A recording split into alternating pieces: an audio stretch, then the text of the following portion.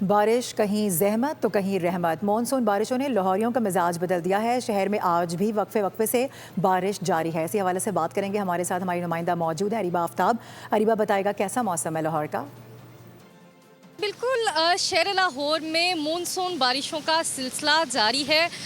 शहर का मौजूदा दर्जा हरारत जो है वो 29 डिग्री सेंटीग्रेड रिकॉर्ड किया गया है, जबकि कम से कम दर्जा हरारत 27 डिग्री सेंटीग्रेड और ज़्यादा से ज़्यादा 30 डिग्री तक जा पहुंचने का भी इम्कान है। तो वहीं दूसरी जानिब जो है वो 3 किलोमीटर फी घंटा की रफ्तार से ठंडी हवाएं चलने का भी सिलसिला जारी है, जबकि हवा में नमी का तनासुब 50% है। और महकमा मौसमियात के शुमार के मुताबिक 24 जुलाई तक ऐसे ही वक्फे वक्फे से बारिश का सिलसिला जारी रहेगा, जिससे मौसम मज़ीद खुशगवार हो जाएगा। लेकिन शहरियों से यही बारिश के सबब ये भी अपील की जा रही है कि बारिश की वजह से दौरान सफ़र गाड़ी आहिस्ता चलाएं, दरख्तों तले जाने से गुरेज करें और बिजली के खंभों के करीब भी मत जाएं। बहुत शुक्रिया अरीबा, आप जिंदा दिलाने शहर लाहौर से हमें अपडेट कर रही थी।